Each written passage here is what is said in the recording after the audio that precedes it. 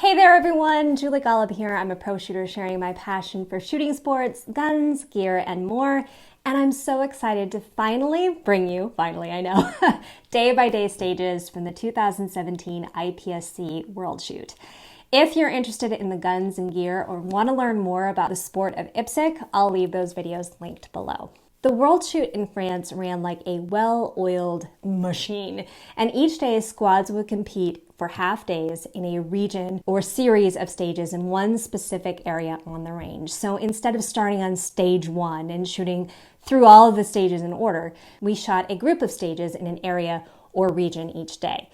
This is really a great way to do this because competitors are often squatted by division and national team.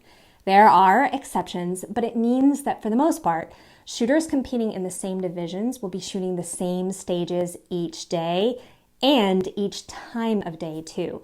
Why does that matter? Well, it means that those competing against each other will have close to the same shooting challenge in lighting, weather, that sort of thing, and for those who keep track, watching the scores as well. Now, there are exceptions to that, but the organizers really do their best to make the contest the same for people shooting in the same division, especially those in contention for winning.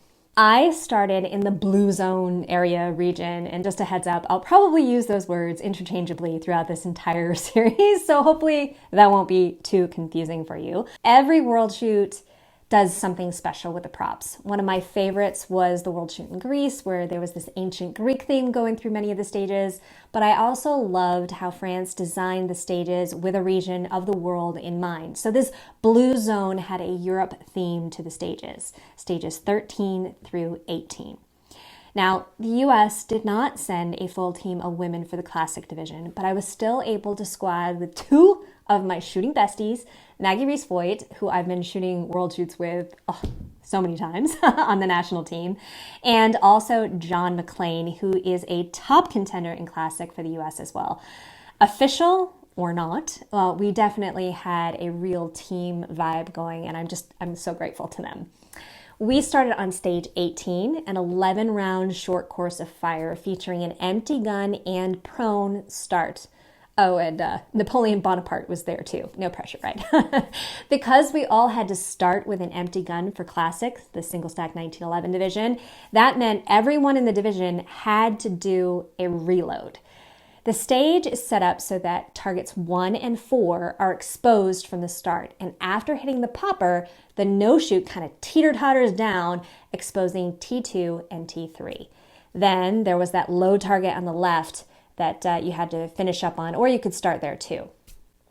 For this stage, I opted to shoot the main array first. Stand-up loads, moving from low to high, can be less consistent and more challenging than loading on the way down into a position.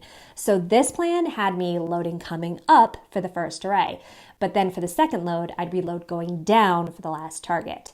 Since this was the first stage in the match, and I was feeling it with all of the nervous excitement, you know, there's always a little sizing up and pressure on this first day, and I was in no way going to go hero and potentially zero by shooting the activator first and feeling rushed on those first two targets. I also didn't want to go super safe waiting on the activator by shooting both exposed targets first either. So I chose to shoot one paper, the low one, the activator popper, then the other paper before the no-shoot came into view. The timing was solid and smooth. I was happy with it. The reload going down could have been a bit faster, and I took an extra shot on that last target to get another A-zone hit, but all in all, I was very happy with this first stage in the match.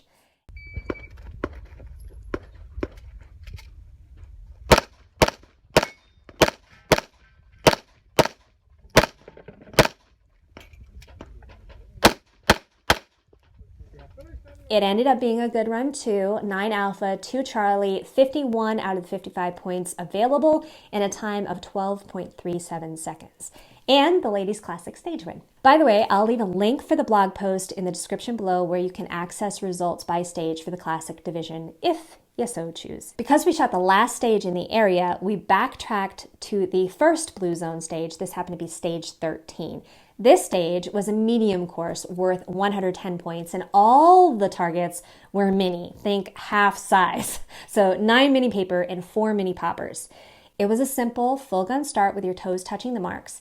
The size of these targets and the potential loss of points with the tiny A zone, yeah, that was on my mind for this one. No matter how you chose to shoot the stage, you had to backtrack to get to the farthest right and left positions. I choose to move in a clockwise circle through the positions. It gave me a faster draw and setup by batching 2 arrays in one position. My first 2 positions totaled 10 rounds, so I had 1 extra to play with, and yep, I used it on that popper. Now, worst come to worst, if I missed or took another makeup shot, I could throw another reload in just to avoid a flat-footed standing reload. In practical shooting, we avoid these because it's just wasted time. And time is everything. Points and time. That's what it is. You'll see I had to do a slide lock reload moving over. I wish the load had been a little bit more efficient so I could have set up on that first target and that next array faster. But it wasn't like I was going to take shots on the move either. Remember, these are mini IPSC targets. So, not ideal, but not terrible either.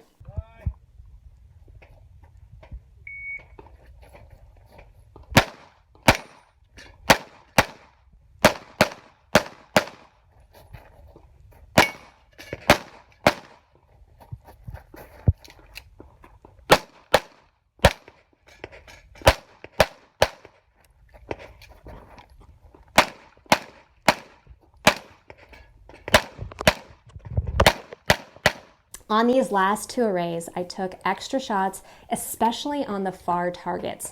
It's so easy to shoot all C's or D's on these guys.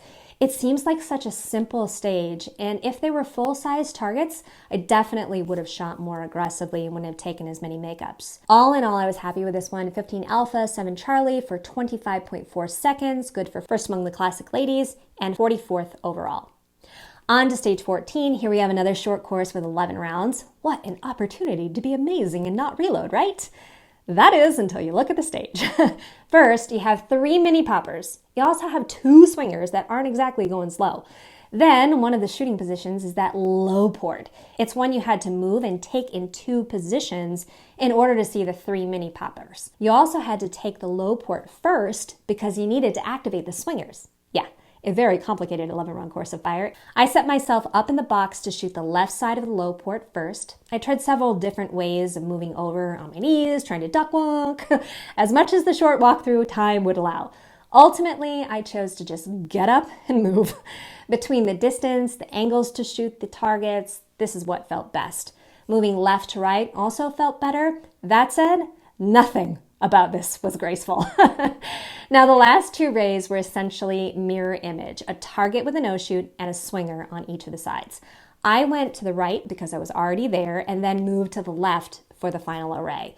As a right-handed shooter, this left target swinger combo was more of a lean and it felt best to end in that position. Are you ready? Stand by.